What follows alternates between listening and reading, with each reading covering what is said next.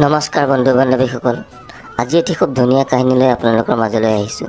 আশা কৰোঁ কাহিনীটি আপোনালোকে শেষলৈকে শুনিব। হিন্দুৰ সমন্দৰহে প্ৰতীক, মৰমৰ নহয়।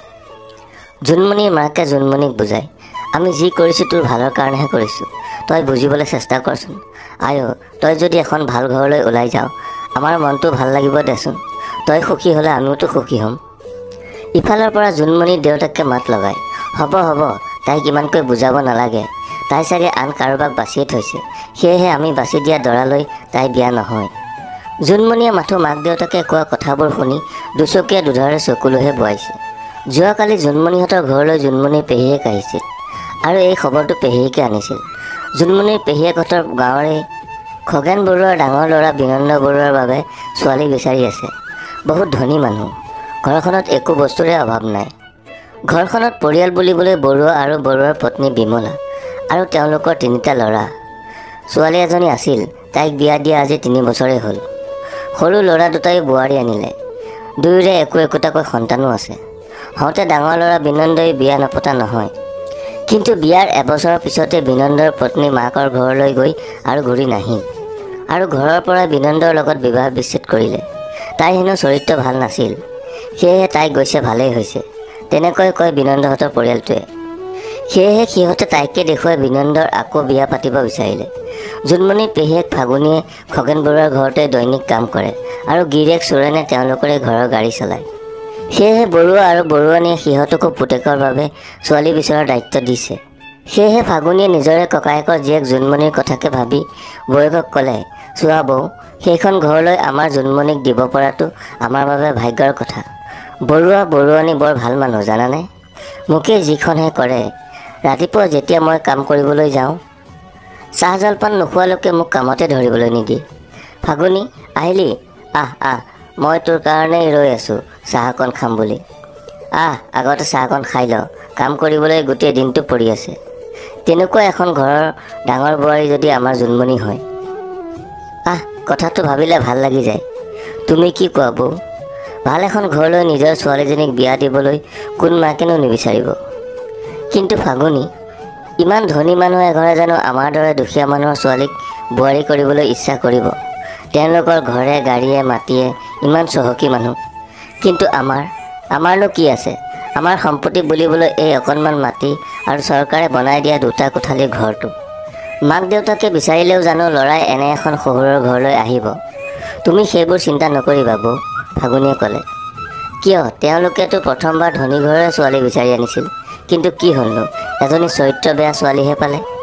এবছৰ নহওঁতে গিৰিয়েকক এৰি ঘৰ পালেগৈ, শুনিছোঁ এতিয়া হেনো বেলেগ এটালৈ গ'ল। তুমি সেইবোৰ চিন্তা নকৰিবা বৌ, মই আছোঁ নহয়, সকলো ঠিক হৈ যাব। মই বৰুৱানীক সকলো কথা ভাঙি পাতি কৈছোঁৱেই। বৰুৱাই সন্মতি দিছে আৰু সেইদিনা কথাই কথাই মই ল'ৰাটোকো সুধিয়ে পেলালোঁ।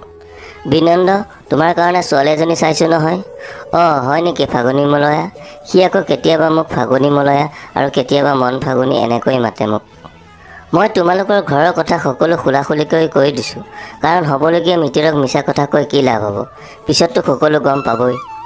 তেওঁলোকে ছোৱালী চাবলৈ আহিম বুলি কৈছে, মাথো তোমালোকৰ অনুমতি পালেই হ'ল। তুমি জোনমণি আৰু ককাইদেউৰ মতামত লৈ মোক ফোন এটা কৰি দিবা। এইজনীয়ে মানে সকলো ঠিক কৰিয়েই থৈছে, সৰুকৈ হাঁহি এটা মাৰি জোনমণিৰ মাকে ক'লে। মোৰ নাম ফাগুনী হয় বৌ। ফাগুন মানে প্ৰেম, প্ৰেম মানে আনন্দ। আৰু জোনমণিৰ কাৰণেতো ইমানখিনি ভাবিবলৈ মোৰ জানো অধিকাৰ নাই? আছে, কিয় নাই? জোনমণিটো তোমাৰ ভতিজাই হয়, ভগৱানে সকলোবোৰ ঠিকে ঠাকে কৰিলেই হয় আৰু। এই বুলি হুমুনিয়া এটা এৰি জোনমণিৰ মাকে বহাৰ পৰা থিয় হ'ল আৰু পেহীয়েকক চাহ তামোল খুৱাই বিদায় দিলে। মাকে ভাবিলে, কথাবোৰ ভবামতেই হ'বনে? কিছু সময়ৰ পিছতে জোনমণি কলেজৰ পৰা আহি পালে। হাত মুখ ধুই মাকে বাঢ়ি দিয়া ভাতকেইটা খাই মোবাইলটোকে চাওঁ বুলি চকীখন টানি লৈ বহিছিলহি। তেতিয়া মাকে আহি তাইক ক'লে, জোনমণি, তোৰ লগত এটা কথা আছিল, কিন্তু এতিয়া হ'লে নকওঁ, দেউতাৰ আহিলেহে ক'ম। কিনো এনেকুৱা সাংঘাতিক কথা যে দেউতা আহিলেহে ক'ব পাৰি? এতিয়া কোৱা বুলিছোঁ নহয়, এতিয়া কোৱা, মোক এনেই ভয় খুৱাই নাথাকিবা। দেউতাৰক আগতে সুধিহে তোক ক'ম। নক'লে নাই যা। কিন্তু জোনমণিৰ হ'লে মনে মনে ভয় লাগি থাকিল। সন্ধিয়া মানুহজন কামৰ পৰা আহি পালে। জোনমণিয়ে দমকলৰ পাৰতে পানী এবাল্টি মাৰি দি ক'লে, দেউতা গা ধুই লোৱা, মই পানী মাৰি দিছোঁ। দেউতাকে গাটো তিয়াই আহি গাটো মচি মচি চকী এখন পাৰি বহিল আৰু মাকক উদ্দেশ্য কৰি ক'লে, কোনোবাই চাহপানী অকণমান বনাইছনে?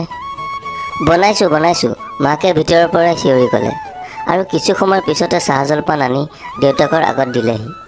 চাহ খাই খাই দেউতাকে সুধিলে, গৰুজনীৰ পেটটো ভৰিছেনে? দানা পানী অকণ দিলানে? দিলোঁ তুঁহগুৰিহে অকণমান আছিল, হ'লেও পেটটো ভৰিল আৰু। আজি ফাগুনী আহিছিল। অঁ হয় নেকি? চুৰেণো আহিছিল নেকি? দেউতাকে সুধিলে। নহয়, তাই অকলেই আহিছিল। কিবা কথা এটা লৈহে আহিছিল। কি কথা লৈনো আহিছিল তাই? দেউতাকে সুধিলে। ইফালে মাকৰ কেতিয়া কওঁ লাগি থকা কথাখিনি এফালৰ পৰা বৰ্ণনা কৰি গ'ল। জোনমণিও মাক দেউতাকৰ কথাবোৰ সিটো ৰুমৰ পৰাই কাণ পাতি শুনি আছিল। প্ৰথমে তাইৰ কথাবোৰ শুনি ভালেই লাগিছিল, কিন্তু পিছতহে ল'ৰাটো এজনী বিয়া পতা বুলি জানিব পাৰি তাইৰ মনটো বেয়া লাগি গ'ল আৰু তাই মনে মনে বহি থাকিল। কথাবোৰ শুনি দেউতাকে ক'লে, ফাগুনীয়েতো কথাটো ভালেই ভাবিছে, কিন্তু আমাৰ জোনমণিয়ে বা কি কয়? তাই জানো মান্তি হ'ব? মাকে ক'লে, তাই আকৌ কিয় নামানিব? এনেকুৱা এখন ঘৰ পাবলৈ ভাগ্য লাগিব। এজনী বিয়া পতা হ'ল বুলি তাৰ গাতনো কি দুখ? এয়া তাৰ কপালহে বেয়া আছিল। অকণমান বয়সটো বেছি হ'লেনো কি হ'ব? বয়সীয়া ল'ৰাৰ লগত সংসাৰ সুখৰহে হয়। এজনীয়ে যে নিজে চাই কুমলীয়া ল'ৰালৈ গৈছিল নহয়, তাইনো কি সুখটো হৈছে দেখিছোঁ নহয়। আপুনি চিন্তা নকৰিব, মই কম নহয় তাইক। এই বুলি কৈ মাকে বাতি কাপকেইটা সামৰি দেউতাকৰ ওচৰৰ পৰা ওলাই আহে। জোনমণিও তেতিয়া নিজৰ ৰুমতে বহি আছিল। মাকক সন্মুখত দেখি তাই সংমিশ্ৰিত কথাৰে ক'লে, মোৰ আগত হ'লে এইবোৰ কথা একেবাৰে নুলিয়াবা। মই তোমালোকৰ কথা সকলোবোৰ শুনিছোঁ। মোক এবাৰ বিয়া পতা দৰা নালাগে। সি লাগিলে যিমানে ধনী নহওক লাগে। তোমালোকে পেহীক কৈ দিবা। সি এজনী বিয়া পতা হ'লেও সেইজনী এতিয়া তাৰ লগত নাই নহয়। সেইজনী এতিয়া বেলেগৰ হ'ল। আৰু তই শুন, এনেকুৱা এখন ঘৰৰ প্ৰস্তাৱ বাৰে বাৰে নাহে। তোৰ কপাল ভাল চাগে। বায়েৰক দেখিলি নহয়, নিজে বাচি যোৱা কোমলীয়া ল'ৰালৈ গৈ কি অৱস্থা হৈছে। এসাঁজ খালে এসাঁজলৈ চিন্তা, এসাঁজ ভাল কাপোৰ পিন্ধিবলৈ নাপায়। সেয়েহে তোৰ যাতে একে অৱস্থা নহয়, সেইবাবেহে কৈছোঁ ইমানকৈ। এবাৰ ভালকৈ ভাবি চাবি। আৰু শুন, আমাৰতো আৰু ল'ৰা সন্তান নাই। আগলৈ পিছলৈ তহঁত দুজনীহে। দুয়োজনীৰ অৱস্থা যদি একেই হয়, তেনেহ'লে বুঢ়া বয়সত আমাক ঔষধ এটা আনি দিয়া মানুহ নোলাব দেখোন। আৰু তহঁত দুজনীৰ চিন্তাতে চাগে আমি আধা বয়সতে মৰিম। যি কৰ কৰি থাক। এতিয়াতো তহঁত ডাঙৰ হ'লি, নিজে যি ভাল দেখ তাকে কৰিবি আৰু। আমি আৰু একো নকওঁ। জোনমণিয়ে মুখেৰে একো নামাতি মনে মনে গাৰুটোতে মূৰটো গুজি শুনি থাকিল। এটা সময়ত মাকেও তাইৰ কাষৰ পৰা আঁতৰি গৈ নিজৰ কামত লাগি গ'ল। তাই শুই শুয়ে মাকে কোৱা কথাবোৰৰ উত্তৰ বিচাৰি ফুৰিলে। সেইদিনা গোটেই নিশাটো তাইৰ টোপনি নাহিল।